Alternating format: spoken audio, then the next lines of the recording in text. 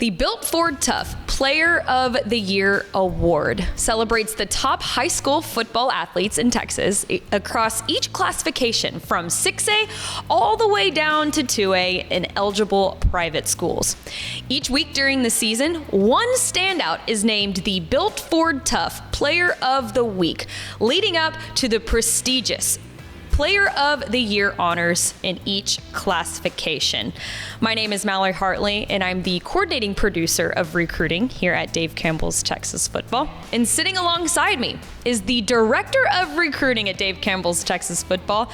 It's Greg Powers. Howdy. Pretty excited to talk about this 3A list. There's some ballers on here. There's some ballers, so let's go ahead and talk some 3A ball here. But before we do that, if you're new here, welcome. We're Dave Campbell's Texas Football, and we have been the authority in covering Texas high school football all the way back to 1960. We've been covering all parts across the Lone Star State.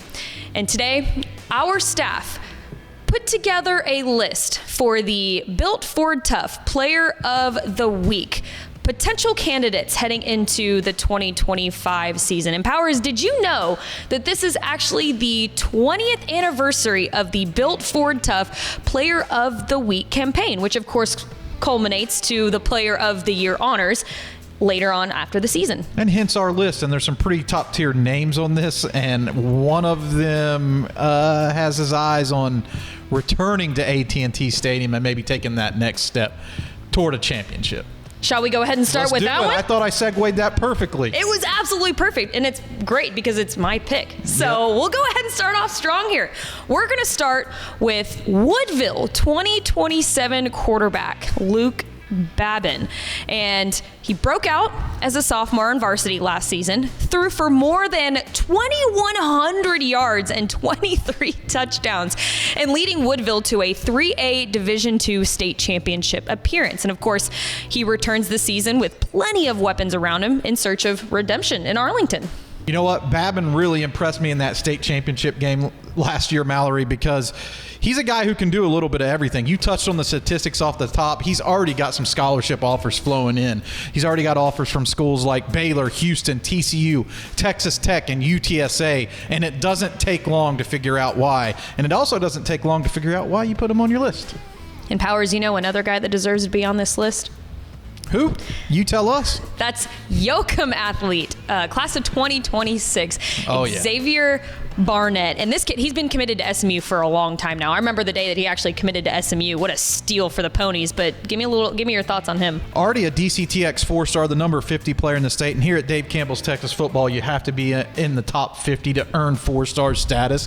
Texas high school football fans should pony up for a stellar senior season from him. 6'3", 195 pounds, 4.5 speed. He's going to be hard to stop, and over 1,100 receiving yards last season backs up that statement. We'll keep it rolling here with Poth 2026 quarterback Major Luna. I love this pick.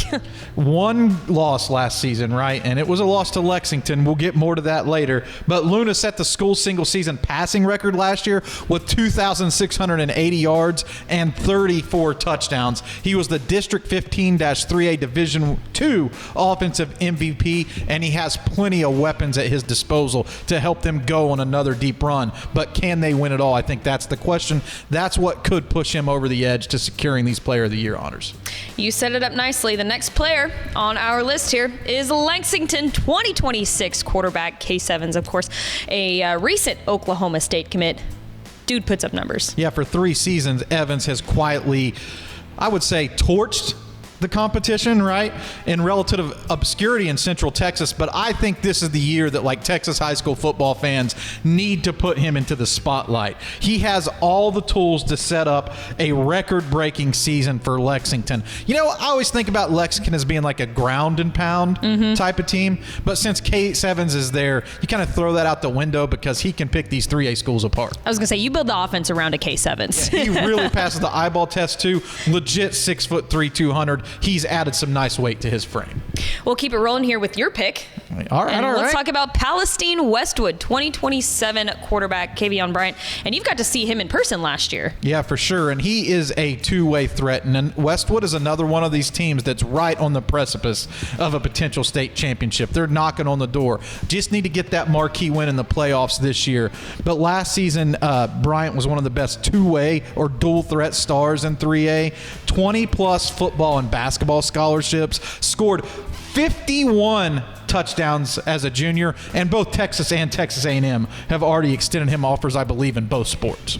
And finally, to round out this list, we'll talk about Wall 2026 quarterback Landon York. Man, what a strong year for quarterbacks in Class 3A. This is like the QB list, I feel like. No kidding, but man, the numbers that York continues to put up, very impressive. Sick. He's the leading returning passer in 3A. York threw for 3,767 yards and 48 TDs, but even more impressively to me, he completed 66% of his throws to lead the Hawks to the state semifinals. His coach calls him a phenomenal player and leader, and they're going to need that under center to take those next steps and hoist the trophy at the end of the year. Well, Powers, it's a strong list that our staff here at Dave Campbell's Texas Football has been able to put together, but only one winner will come out victorious. Who will win the Built Ford Tough 3A Player of the Year, presented by your Texas Ford dealers?